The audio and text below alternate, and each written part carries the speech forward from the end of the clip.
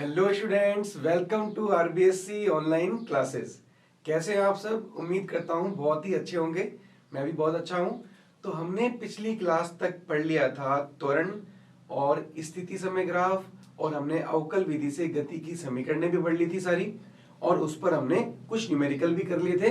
कुछ न्यूमेरिकल अभी हम और करेंगे, और उसके बाद एनसीईआरटी के अनसॉल्व्ड क्वेश्चंस भी करेंगे। ठीक है, तो आज की क्लास में हम बात करेंगे वेग समय ग्राफ की। वेग समय ग्राफ, तो यहां लिखेंगे वेग समय ग्राफ। वेग मतलब वेलोसिटी, वेलोसिटी टाइम ग्राफ। तो आज की क्लास में बात करने वाले हैं वेग समय ग्राफ की। पिछली क्लास में हमने बात कर ली थी, 2-3 लेक्चर पहले आप देखिएगा, मैंने स्थिति समय ग्राफ बताया था। तो स्थिति समय ग्राफ के बाद मुझे त्वरण बताना पड़ा, क्योंकि वेग समय ग्राफ की ढाल त्वरण होती है। और उसके बाद त्वरण के बाद मुझे गति की समीकरणें भी करवानी पड़ी, क्योंकि त्वरण के साथ कंटिन्यूस में वो गति की समीकरणें चलती हैं। ठीक है, तो इसलिए हमारा वेग समय ग्राफ का टॉपिक थोड़ा सा पेंडिंग रह गया।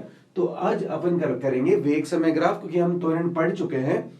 और इसके बाद इसके कुछ न्यूमेरिकल करेंगे, और फिर इसके बाद जो नेक्स्ट लेक्चर होगा उसमें हम इसी वेग समय ग्राफ की सहायता से या ग्राफीय विधि से हम गति की समीकरणों को सिद्ध करेंगे। ठीक है, ओके। तो वेग समय ग्राफ, वेलोसिटी टाइम ग्राफ, तो अलग अलग ग्राफ पढ़ेंगे। देखिए,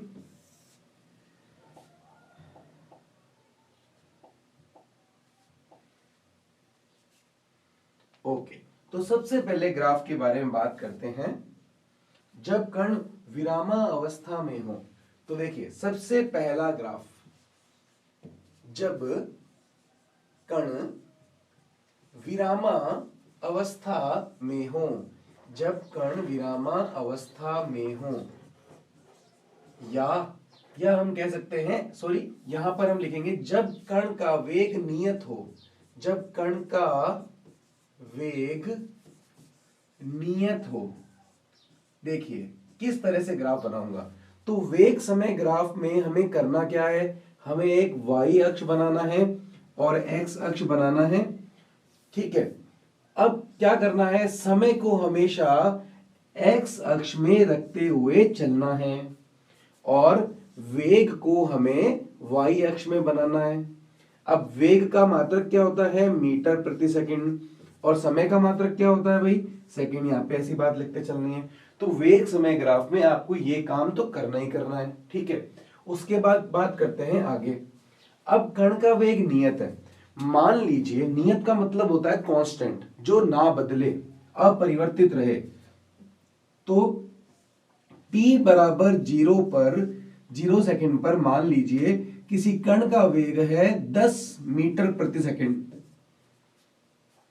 और t बराबर 3 सेकंड बाद भी उसका वेग 10 मीटर प्रति सेकंड ही रहता है, और 5 सेकंड बाद भी उसका वेग 10 मीटर प्रति सेकंड ही रहता है।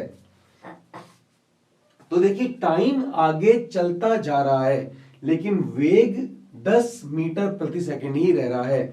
मतलब वेग नियत है, टाइम हमेशा चलता जाएगा। ओके, तो वेग मान लीजिए यहां पर इसका मान 10 है, तो यहां पर इसकी वैल्यू 10 है। अब ये 10 से तो बढ़ ही नहीं रहा, लेकिन समय आगे बढ़ता जा रहा है। तो समय बढ़ेगा तो कहां आगे जाऊंगा, x अक्ष में, और वेग बढ़ेगा या घटेगा तो कहां जाऊंगा, y अक्ष में, ऊपर या नीचे। अब यहां पर तो केवल समय ही बढ़ रहा है, तो मैं केवल x अक्ष में ही आगे बढ़ूंगा ऐसे, क्योंकि देखिए यहां पर वेग लगातार, जो इसकी वैल्यू 0 समय पे थी वही इस समय पर है। तो ये जो ग्राफ है वो है जब कण का वेग नियत हो, या जब कण नियत वेग से गतिमान हो। देखिए आपको पता है, जब भी किसी कण का वेग नियत होता है तो उसका त्वरण कितना आता है, 0 आता है। क्यों? क्योंकि त्वरण तभी आता है जब किसी वस्तु का वेग या तो बढ़ रहा हो या घट रहा हो। अच्छा, अब यदि किसी वस्तु का वेग बढ़ रहा है तो त्वरण क्या होता था, पॉजिटिव, और घट रहा है तो क्या होता था, नेगेटिव। यहां पर वेग नियत है तो त्वरण कितना होगा, शून्य। तो यहां पे लिखूंगा इस स्थिति में कण का त्वरण शून्य होगा। इस स्थिति में कण का त्वरण शून्य होगा, कोई दिक्कत नहीं। ओके, अब इससे आगे एक बात करते हैं नेक्स्ट ग्राफ की, उसके बाद ढाल की बात करेंगे कि वेग समय ग्राफ की ढाल क्या होती है। ठीक है, तो देखिए नेक्स्ट ग्राफ है ग्राफ नंबर 2। अब यहां पर फिर से ग्राफ बनाते हैं। y अक्ष में किसको रखेंगे, वेग को। x अक्ष में किसको रखेंगे, समय को। y अक्ष में रखा वेग, x अक्ष में रखा समय। और यहां पर ग्राफ मान लीजिए कुछ इस प्रकार से बन रहा है, ऐसे स्ट्रेट लाइन। कभी भी स्ट्रेट लाइन होती है, देखिए ग्राफ अगर ऊपर जाएगा तो वेग बढ़ेगा, ग्राफ x में आगे जाएगा तो समय बढ़ेगा, और ग्राफ बीच में से आगे जा रहा है, इसका मतलब दोनों ही साथ साथ बढ़ रहे हैं। तो वेग भी बढ़ रहा है और समय भी बढ़ रहा है।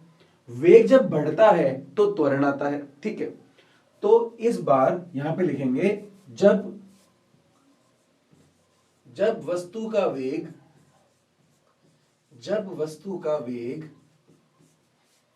एक समान रूप से बढ़ रहा हो, जब वस्तु का वेग एक समान रूप से बढ़ रहा हो। ओके, तो क्या करेंगे, अब आपको पता है अगर ये एंगल हम लेंगे थीटा और यहां से एक त्रिभुज बनाएंगे,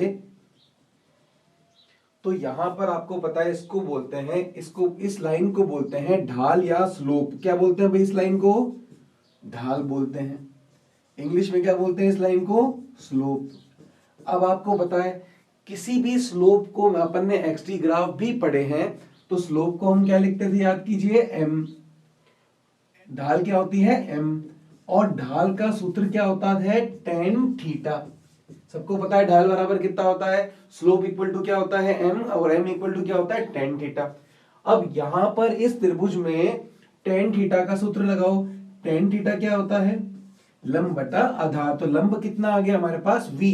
देखिए थीटा के सामने लंब होता है, ये y दिशा में हो गया y अक्ष, और y अक्ष में हमारे पास क्या है, v। तो लंब की जगह आ जाएगा v बटे आधार, आधार की जगह आ जाएगा समय t। समझ में आया इतनी बात।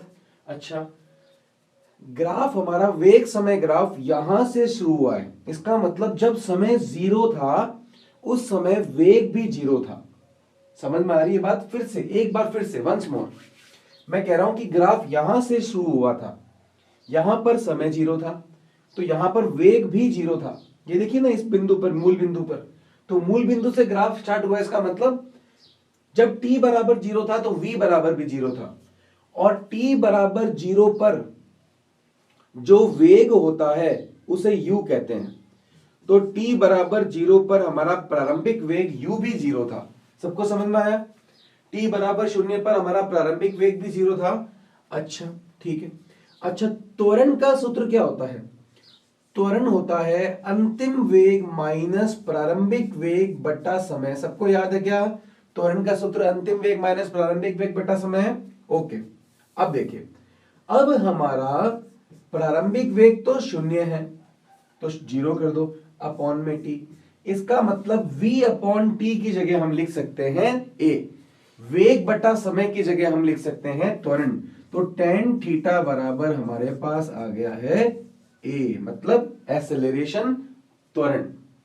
इतनी बात समझ में आई सबको। ओके, अब इस ग्राफ के बारे में अगर देखा जाए तो क्या देखेंगे, तो सबसे पहले वेग समय ग्राफ की ढाल त्वरण होती है, तो इसके बारे में सबसे पहले बात लिख देते हैं।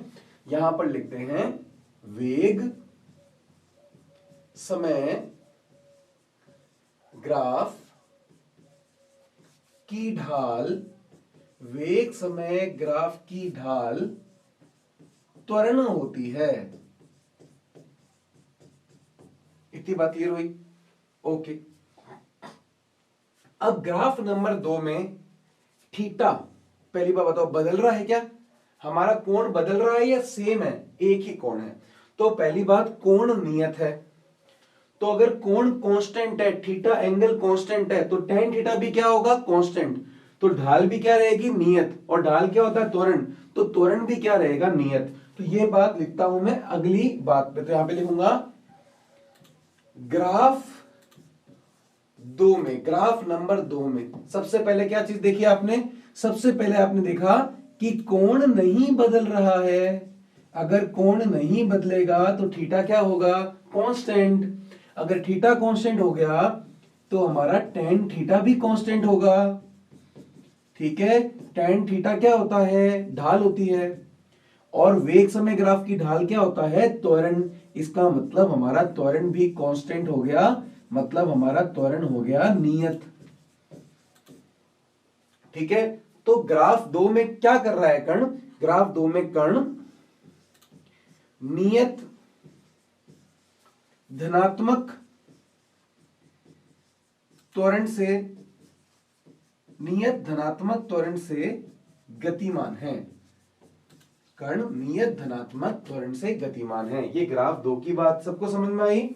ओके।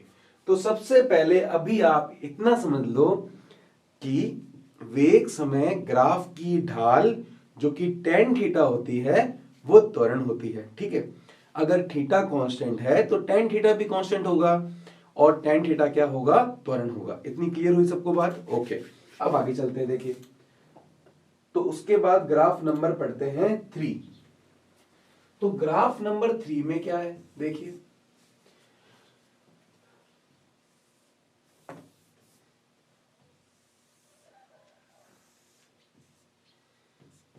ये देखिए ग्राफ नंबर 3 में ये वेग, ये समय ग्राफ। इस बार देखिए ग्राफ कहां से स्टार्ट हुआ है? ये ग्राफ यहां से स्टार्ट हुआ है। तो इस ग्राफ का क्या मतलब हुआ? इसका मतलब, इस ग्राफ का मतलब है कि जब समय शून्य था तब वेग शून्य नहीं था। ग्राफ यहां से स्टार्ट हुआ है, इस पॉइंट पे देखो, इस पॉइंट पे आओ तो इस पॉइंट, ये पॉइंट एक्स अक्ष में तो 0 पर है, तो t बराबर 0 पर है, लेकिन y अक्ष में इतना ऊपर है। इसका मतलब y अक्ष में क्या है? वेग। तो t बराबर 0 समय पर भी कण के पास कुछ प्रारंभिक वेग था। इस ग्राफ का मतलब है कि t बराबर 0 समय पर भी, देखो इस पॉइंट को देखो, ये x में कितना आगे है? 0, तो समय कितना हो गया? 0। y में कितना आगे है? इतना, तो y में इसका वेग कितना हो गया? u, प्रारंभिक वेग u। तो इस ग्राफ का अर्थ है कि t बराबर 0 पर भी कण का प्रारंभिक वेग u होगा। ये बात सबको समझ में आई? ओके। अब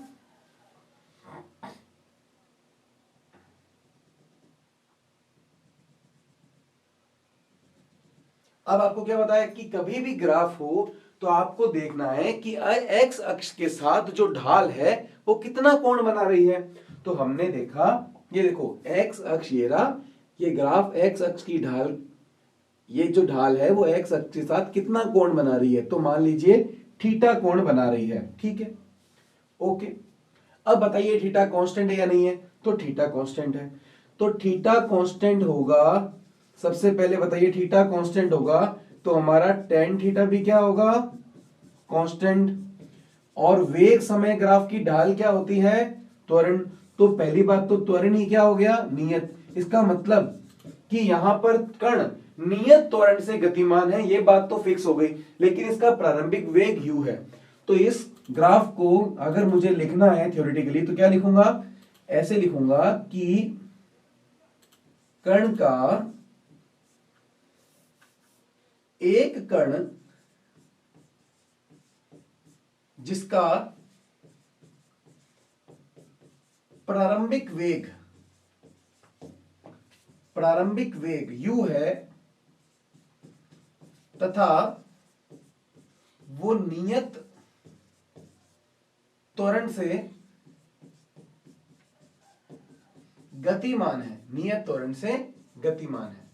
तो इसकी ढाल की वैल्यू क्या होगी? इसकी स्लोप की या त्वरण का मान क्या होगा? तो सबसे पहले आपको होता है tan थीटा। ये होती है ढाल, और tan थीटा ये होता है त्वरण, और tan थीटा बराबर क्या होता है बोलिए भाई, लंब बटा आधार। तो थीटा के सामने वाला होगा लंब। अब ये थीटा के ये सामने यहां से यहां तक ये लंब है, इसका मान कैसे ज्ञात करोगे? तो मान लीजिए प्रारंभिक वेग u है और यहां पर आकर ये बिंदु जो है वो यहां पर कण रुक जाता है, तो ये अंतिम वेग हो गया है v। इतना समझ में आया? यहां से ग्राफ स्टार्ट हुआ तो प्रारंभिक वेग u, यहां पर ग्राफ खत्म हुआ तो अंतिम वेग v। वंस मोर, ये इनिशियल पॉइंट प्रारंभिक बिंदु तो u, ये अंतिम बिंदु तो वेग कितना हो गया, v हो गया। अच्छा, जीरो से लेकर यहां तक की वैल्यू v है और यहां तक की वैल्यू u है, तो यहां से यहां तक की वैल्यू कितनी होगी, v माइनस u। ये बात आई क्या समझ में? देखिए, मान लो यहां से यहां तक की वैल्यू है 30 कितनी है, 30, और यहां से यहां तक की वैल्यू कितनी है, 10। तो ये वैल्यू कितनी होगी यहां से यहां तक की? समझो बात को, जीरो से ये जीरो है, जीरो से यहां तक की वैल्यू कितनी है, 30, यहां तक की 10 है, तो ये कितनी होगी, 30 माइनस 10 बराबर 20। तो कैसे निकाला, 30 माइनस 10, वैसे यहां पे किया v माइनस यू। आई बात सबको समझ में, v माइनस यू। ओके, तो tan थीटा बराबर होता है लंब बटा आधार, तो लंब क्या हो गया हमारे पास, v माइनस यू बटे आधार क्या हो गया हमारे पास, t। ओके, तो a बराबर कितना आ गया, v माइनस यू बटे में t, तो क्रॉस मल्टीप्लाई करो, 80 बराबर v माइनस यू, तो माइनस यू यहां पर आएगा कितना हो जाएगा, प्लस यू, तो u प्लस 80 बराबर v।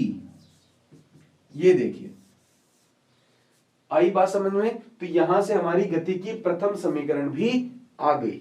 ओके, ठीक है, तो ये ग्राफ उम्मीद करता हूं आपको समझ में आ गया होगा। ठीक है, बाकी आप डाउट पूछ सकते हैं, ओके, कमेंट सेक्शन में, कोई प्रॉब्लम नहीं है, कमेंट में आपके पढ़ता भी हूं।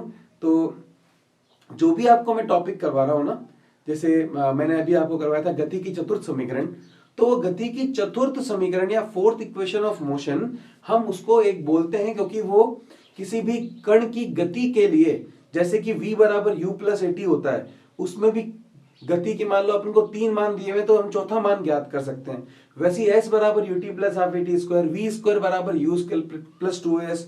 उसी प्रकार से nवें समय में या nवें सेकंड में कण द्वारा तय की गई दूरी होती है sn बराबर u plus a by 2 2n minus 1। तो इस पर भी हमारे पास न्यूमेरिकल्स आते हैं। ठीक है, तो हमने इस तरह से कि कण द्वारा nवें सेकंड में तय की गई दूरी, तो ये भी आपके काम की चीज है। तो जो भी आपके जो काम का होगा, जो भी आपके कोर्स में होगा, और सटीक जो भी चीज आपके आगे भी काम आएगी कंपटीशन में, तो वो भी हम साथ साथ में लेते हुए चल रहे हैं। ठीक है, तो उसमें आपकी कोई समस्या वाली बात नहीं है। और न्यूमेरिकल्स की बात करें तो न्यूमेरिकल में एग्जाम्पल भी करवाता जा रहा हूं। ठीक है, हर टॉपिक के बाद भी न्यूमेरिकल करवा रहा हूं, और उसके बाद हम एनसीईआरटी के अनसॉल्व्ड क्वेश्चन भी करेंगे, तो वो कोई प्रॉब्लम नहीं है। आप बस साथ साथ में पढ़ते चलें, और करंट जो टॉपिक है उसके डाउट्स आप पूछते चले। जैसे आज के लेक्चर में आपको क्या डाउट रहे, तो वो आप मुझे बताइए, ताकि मैं नेक्स्ट क्लास में उसको सॉल्व कर दूं। ओके, तो ये हो गया हमारा graph number 3। Next question, next graph. Okay, तो नेक्स्ट हमारा ग्राफ नंबर है, एक मिनट, ग्राफ नंबर 3 हो गया, तो अब बात करते हैं ग्राफ नंबर 4 की। ये देखिए, ग्राफ नंबर 4 में हमारा ग्राफ कुछ इस प्रकार है।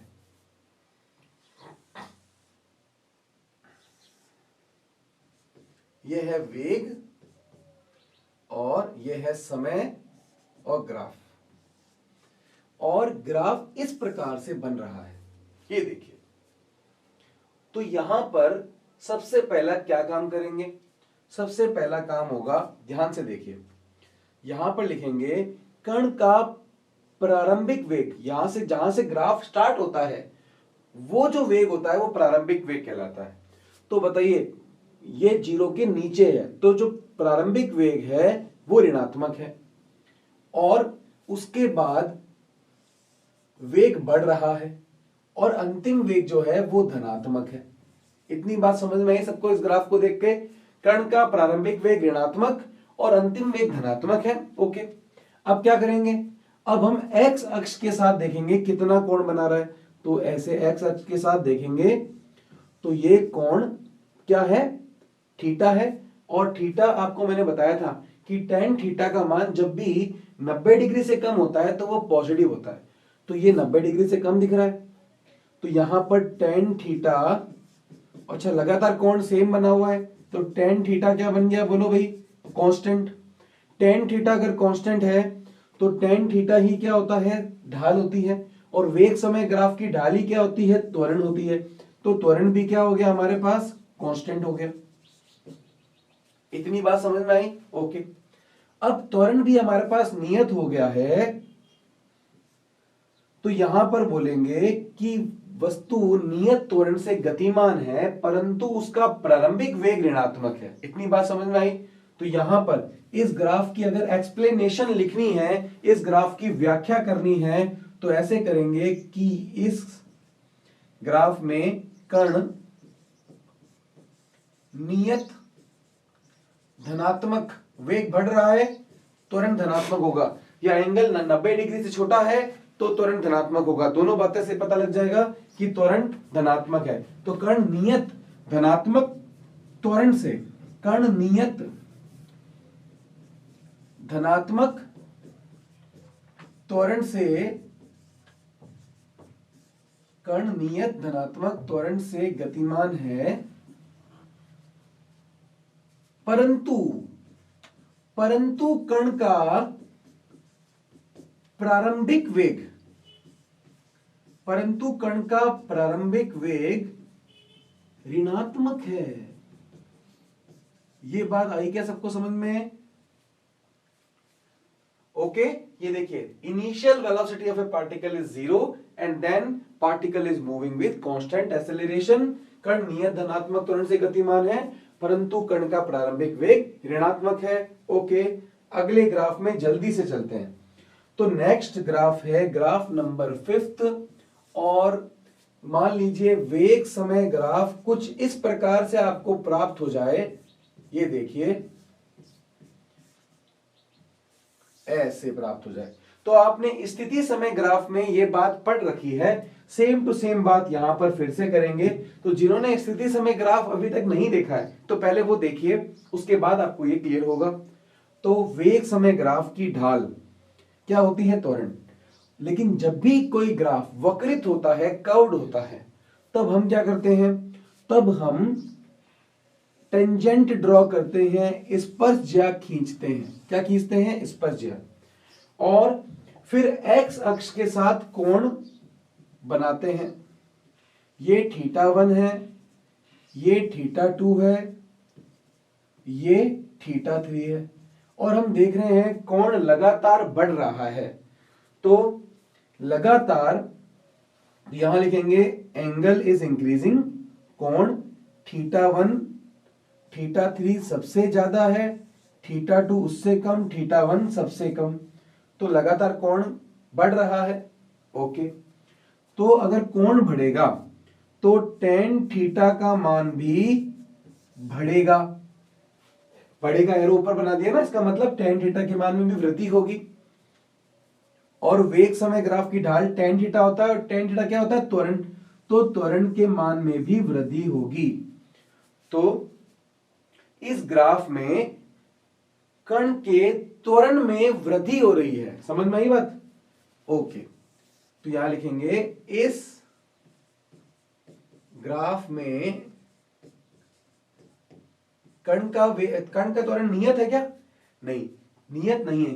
कण का त्वरण बढ़ रहा है, तो त्वरण बढ़ रहा है तो नियत कैसे हुआ? ठीक है, तो पहला ग्राफ हमारा यह है जिसमें त्वरण नियत नहीं है। तो यहां पे लिखेंगे इस ग्राफ में कण का त्वरण नियत नहीं है, नियत नहीं है, बल्कि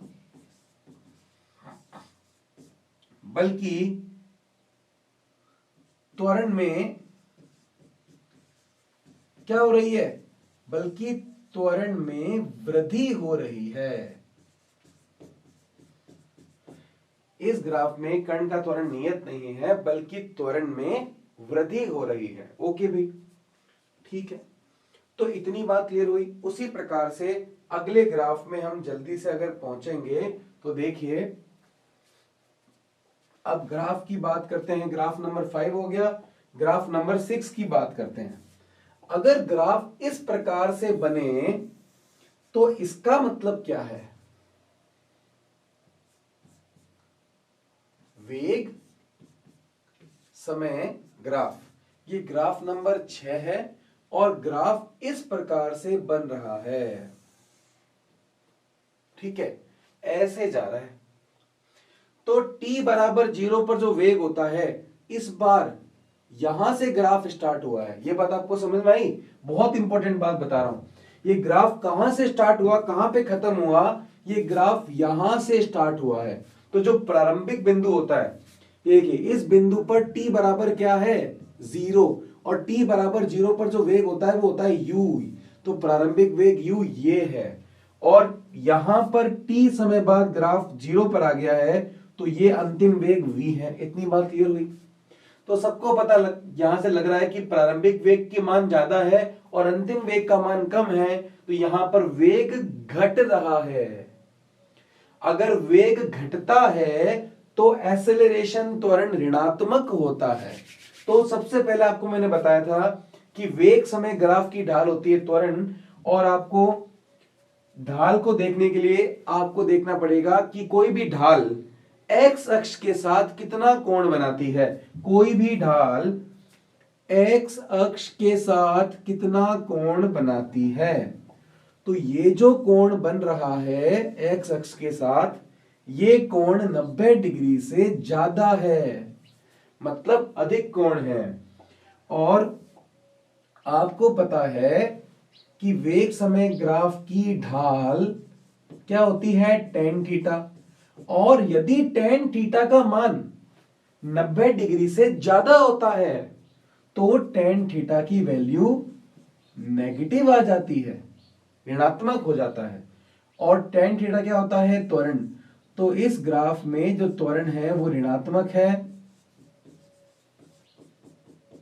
क्योंकि वेग में लगातार कमी हो रही है। क्योंकि ढाल ऋणात्मक है इसलिए त्वरण भी ऋणात्मक है, ठीक है। तो यहां पे लिखेंगे कि उपरोक्त या इस ग्राफ में कण का प्रारंभिक वेग धनात्मक है, धनात्मक था, और उसके पश्चात कण ऋणात्मक त्वरण से गति करते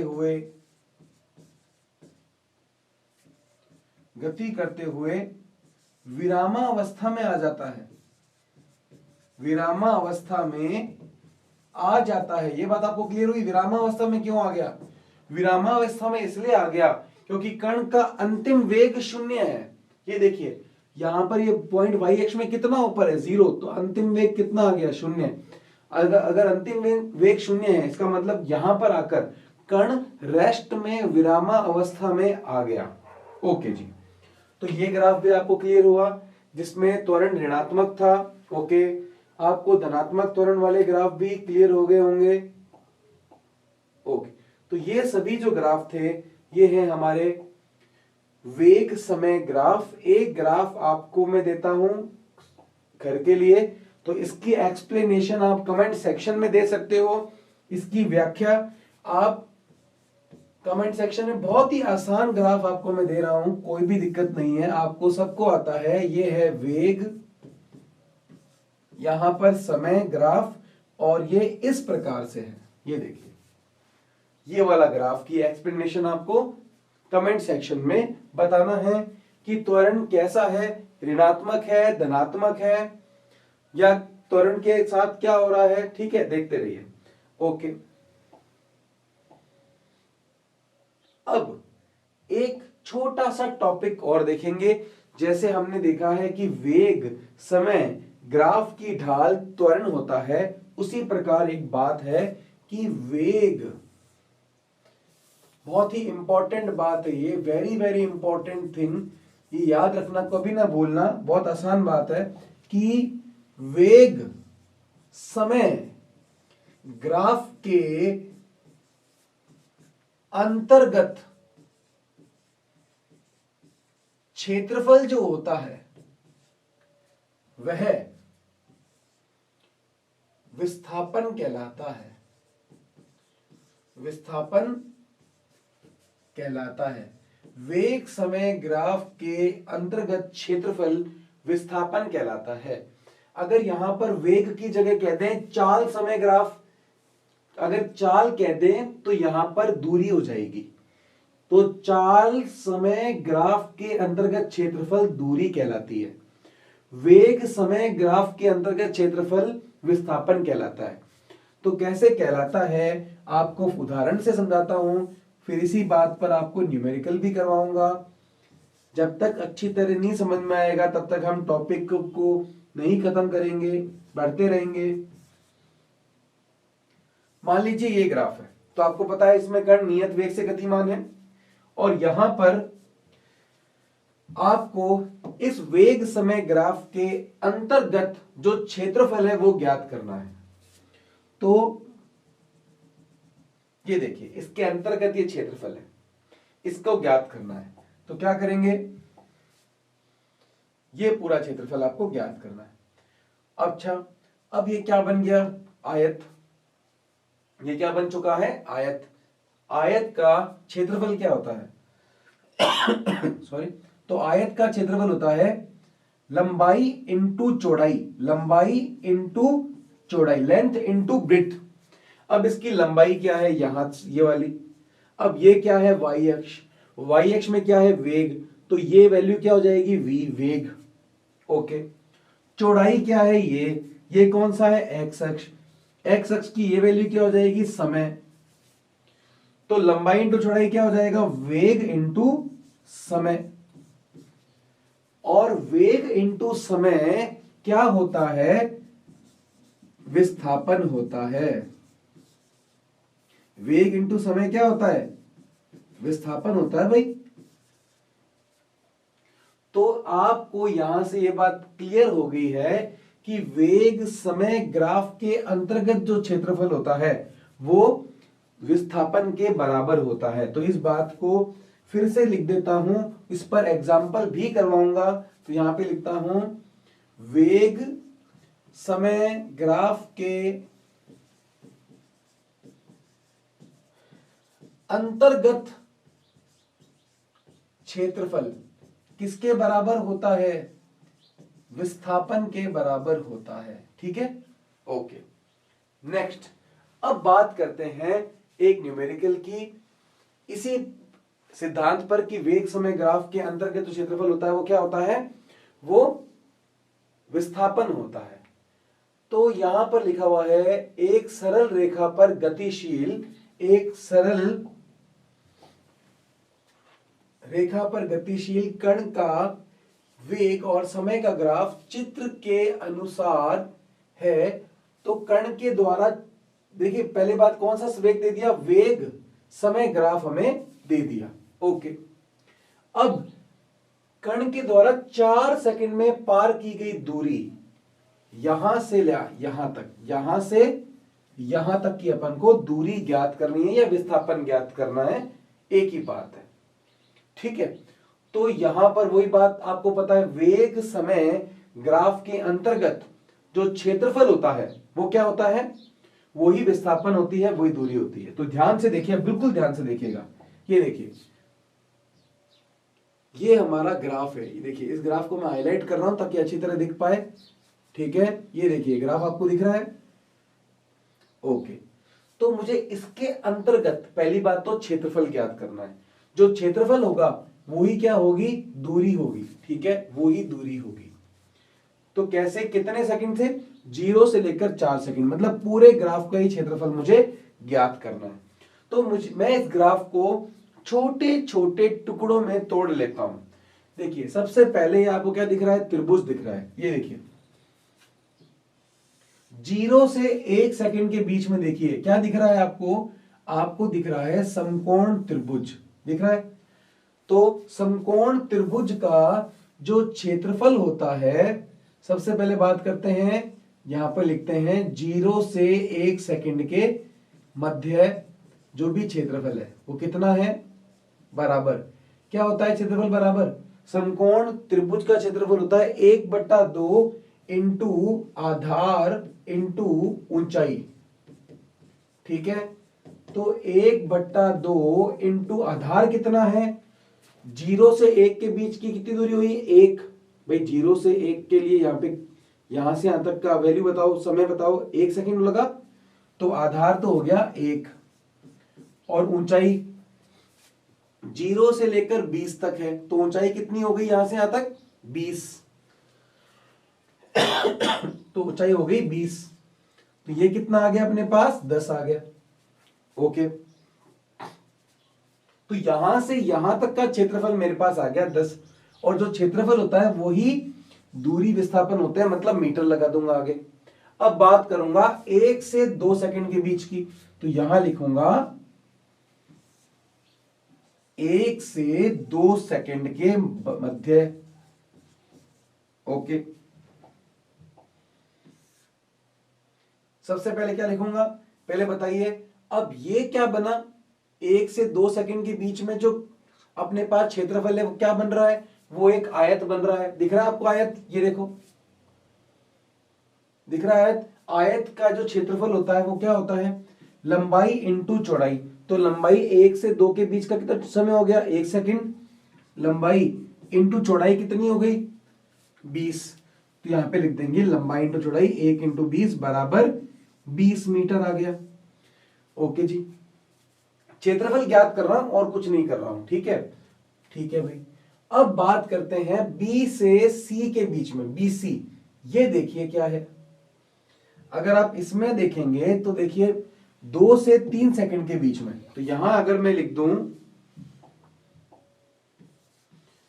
2 से 3 सेकंड के बीच में, तो आप देखिए 2 से 3 सेकंड के बीच में आपको दो ग्राफ दिखे, मतलब दो आकृति दिखेगी। एक तो आपको दिख रहा है त्रिभुज, ठीक है, और एक आपको दिख रहा है ये वर्ग। तो दोनों के क्षेत्रफल को जोड़ूंगा मैं, ठीक है। तो सबसे पहले यहां पर लिखूंगा त्रिभुज का क्षेत्रफल कितना होगा, 1/2 इंटू आधार, यहां से यहां तक का मान कितना है 1, आधार ये देखिए आधार 1 है ना, 1 सेकंड है, 2 से 3 के बीच में कितना समय लगा 1 सेकंड। ओके, इंटू ऊंचाई, ऊंचाई कितनी है देखो यहां पर 10 है, 10 से 20, ऊंचाई कितनी हुई 10, 1/2 इंटू आधार इंटू ऊंचाई। ओके, प्लस इसका भी जोड़ूंगा वर्ग का क्षेत्रफल, 2 से 3 के बीच की दूरी बताइए 1, इंटू ये दूरी कितनी हो गई 0 से 10 के लिए लंबाई इंटू चौड़ाई, समझ गए ना। यहां पर सॉरी ये भी आयत ही मान लीजिए आप, तो ये कितना हो गया 1 सेकंड, और ये कितना हो गया हमारे पास 10, तो लंबाई इंटू चौड़ाई हो गया ये भी। तो 2 से ये कट गया है, ये देखिए आप सॉल्व कीजिए, 10/2 कितना आ गया 5, प्लस 1 इंटू 10 कितना हो गया 10, तो कितना हो गया 15 मीटर। तो सबको समझ में आई कि 2 से 3 सेकंड के मध्य कितनी दूरी तय करी, 15 मीटर के तय किया। आगे चलते हैं। ओके, अब लास्ट बात करते हैं, देखिए लास्ट ग्राफ है सी से डी।